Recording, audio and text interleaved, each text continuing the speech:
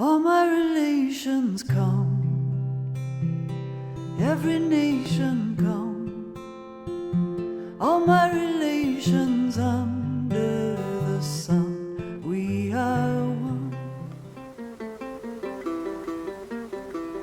Buenos dias, my name is Lorenzo Candelaria. This is Cornelio Candelaria Organics. I'm 7th generation Atrisco farmer. And the water that we use from our beautiful Rio Grande has been a lifeline for thousands and thousands of years. And it's been used for agriculture for just as long. These lands here that were at the foot of this hill became cobbles that were mixed with the sand from erosion off of the hill and the sediment of the river to create very, very fertile lands. And these people that lived up there 1,000 years prior to the Spanish farmed this land to produce our three sisters, the corn, the squash, and the bean, and the tobacco, which is very important.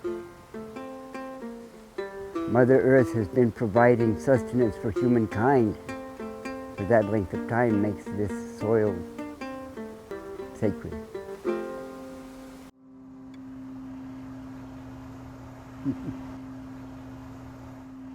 The main diversion on the Rio Grande is about 1/8 of a mile up, so we're right next to the river.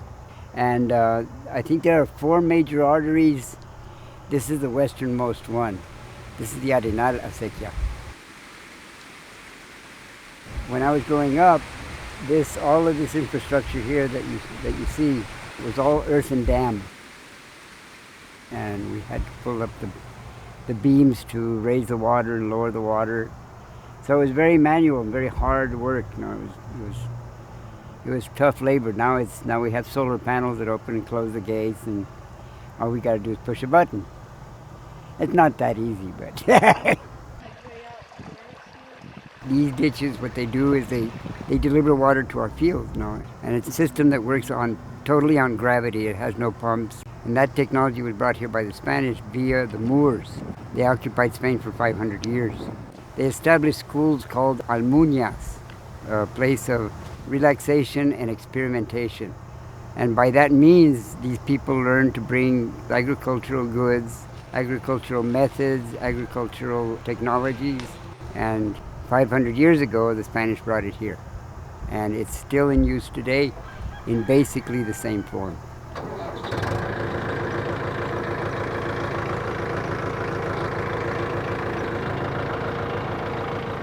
In the near future, I see problems in the fact that there are developments going up, way up in the desert, where they want to pump water from the Rio Grande Basin, from the watershed. And there's no water here. This is the desert after all. So in order to supply a community of, I think they said 38,000 habitations, where are they going to get the water? It's right here, folks. So that means that I'm out of business after having farmed with this ditch for 300 years. And we're going to end up with no food. And the loss of our culture and our language and our traditions that are established and surrounded around this system of water. Our water is very sacred to us. So it's frightening to think of what could happen if that whole development takes effect.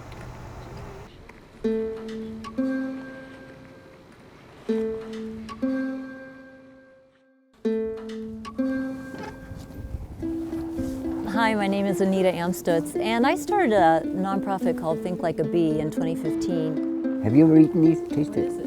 Taste it. And I did that as a beekeeper because I felt that we needed to have more advocacy and more education around pollinators and bees in this part of the world, in the Southwest.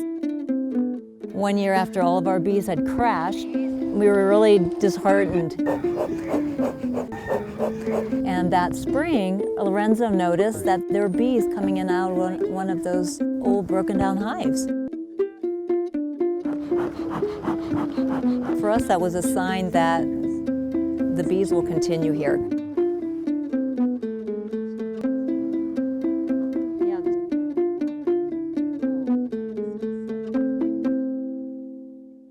This one I'm I'm not really sure we want to take much honey from because, They're not putting any on top. yeah, they're not putting any on top. This one has a little bit on top. So you want that pattern of honey, pollen, and brood. This is one of the most essential creatures that we have in our agriculture. And you can see what happens when monocropping takes place, where pesticides and chemical fertilizers are used, that the bee populations just don't make it. We douse our food systems and our environment with chemicals that bees are as sensitive to as we are. It's in the water, the air, the soil. We're finding climate change is a huge predictor of bee colony collapse because not only patterns of drought, changing seasons that we can't really understand. They might come out too early, they might eat their food too fast, the stores that they have saved up. The extreme heat here is just incredible. I mean, we have over 100 degrees in the summers now. Loss of habitat, that's also a huge indicator of bee colony collapse. They don't have a queen and her pheromones to kind of mellow out the hive and know that everything's okay and they're doing good. Actually, they have put honey in this top pouches of all of these, so that's pretty good. They're amazing creatures. Their method of communication is much, much more efficient than ours. Their vocabulary consists of one word, and that's survival. And so what do they need for survival? Water. Water.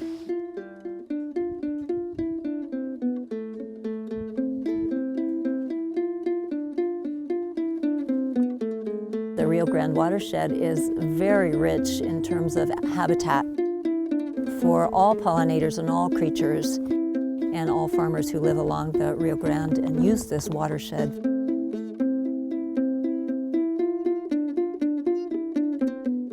Their survival and our survival all depend on the water. If it's a low water year in the acequias and in the river, of course, the vegetation isn't as plentiful as it is on wetter years. This year, because we've had sufficient water, both on the bosque and in the ditches that crisscross the valley, the habitat has been able to flourish and feed the bees. They're getting slightly Aggravated. yeah. Oh, you can see the luminous quality of this honey. Just glorious. Thank you, girls. We're grateful for letting us in and not stinging us today. Not one. They were so mellow today. That was just really a pleasure to be tending them, and that's not always the case. It gets wild.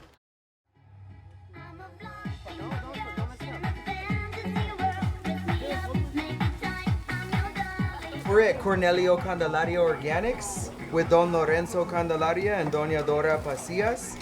We are in the tent, washroom, fridge / kitchen area where we are making some fixings for some tacos to celebrate one of our compañeros' birthday, Mateo Carrasco.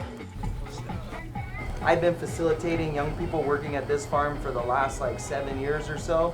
Lorenzo's family's been on this farm for 300 plus years, so it's just kind of an honor to carry on that legacy of keeping the land, stewarding the land, keep growing food, but really bring these guys here to meet Don Lorenzo, to talk with them, to have that intergenerational mentorship is really the most important thing for us. Part of the effort that Anita and I have made with our students to teach them the only one thing that we truly harvest is consciousness.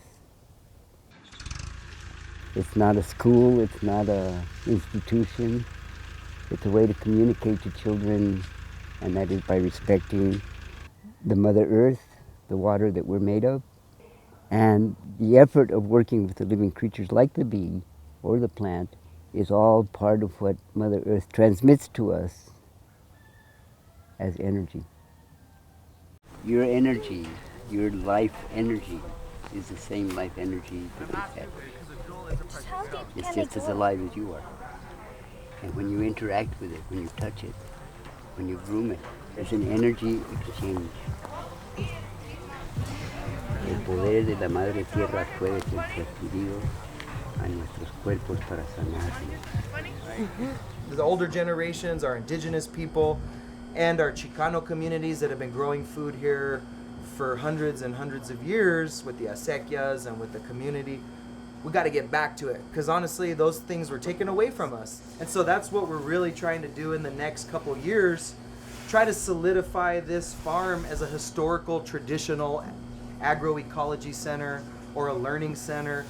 An almunia, and that's what Lorenzo really instilled in us, is it's an ancient concept of experimentation through agriculture and agroecology, as well as a place of relaxation and healing for the community to come together.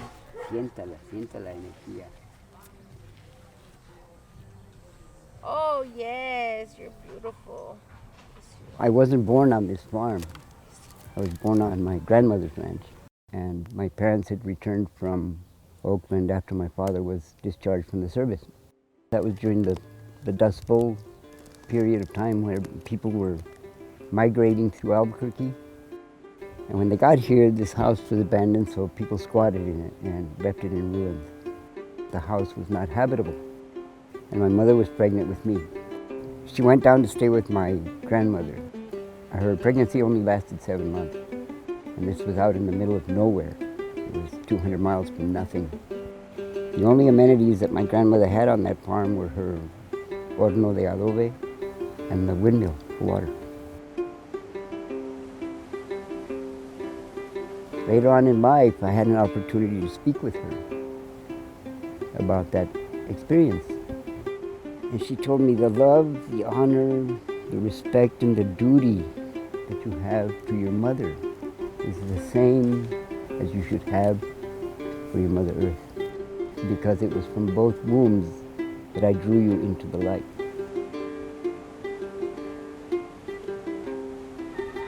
And so what I do here is the transmission of that philosophy, that idea that this is sacred, what we stand on is sacred.